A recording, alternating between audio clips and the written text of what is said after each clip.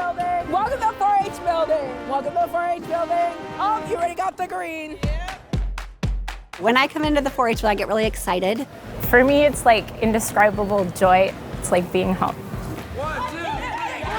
I am who I am because of the experiences I had in 4-H. I wouldn't trade that for anything. There's so many things you can learn about yourself, about your interests, about your passions.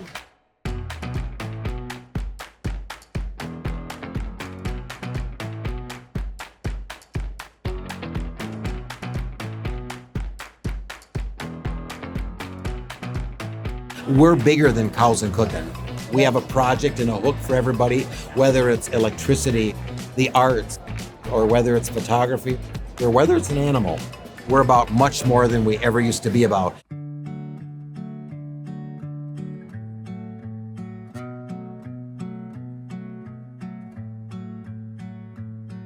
When I stayed here the first year, I just found out how amazing it was being able to be in a space with so many people. I really enjoyed it despite all of its old, walls and leaks and everything.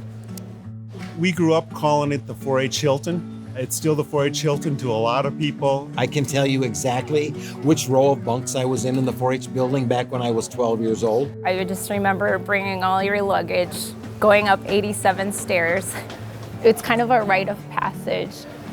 It was built as part of a WPA project, and while it's a beautiful building, it's just not equipped to meet the needs of youth who are in 4-H today.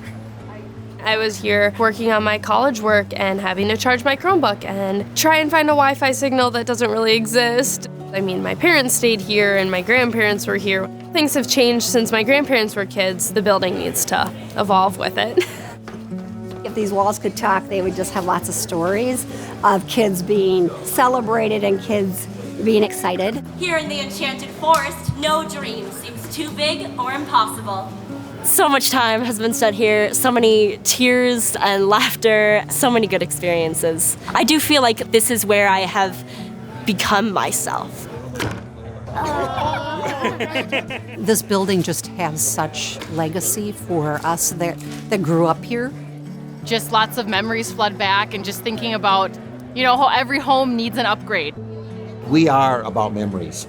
And if we're going to preserve those memories and those opportunities, we've got to bring the 4-H building up to date.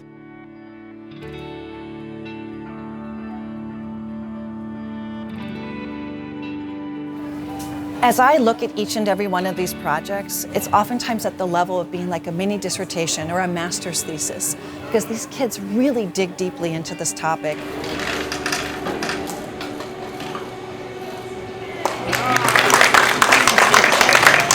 I'm going to tell you about some different types of doorknobs. So if we have great stages that can showcase them doing their public speaking, sharing about their projects, sharing their 4-H story, and showing what they are learning and what they are going to be able to do beyond 4-H, I think is so important. Bronze, brass, stainless, or glass, you can fit any type and you'll leave a good first impression. Thank you.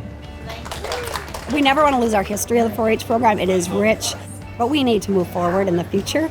And so this facelift will allow us to be attractive to people, and so people do know that it is for them. The feeling is really important. We want young people to walk through those main front doors and to be inspired. Make a big, big loop. It's all about putting youth first. That's perfect. And making sure that the youth voice is the one that's being heard the loudest. Do we got this? Yeah! Do we got this? Yeah! I ended up finding my love for poultry, and now in college, I'm going for animal science, studying poultry production. It's definitely given me a step up when going into the competition pool of jobs. 4-H can go beyond the farm, and overall is inclusive for all youth, no matter what their interest is. 4-H, while it met the needs in the past, it's also meeting the needs in the future. And how do we keep that legacy going? And how do we refresh that? The opportunity here is just to create the chance for youth to come together, not only during the fair, but other times of the year too. I think of this building as becoming like the beacon of youth development for this entire state. It's going to be unstoppable.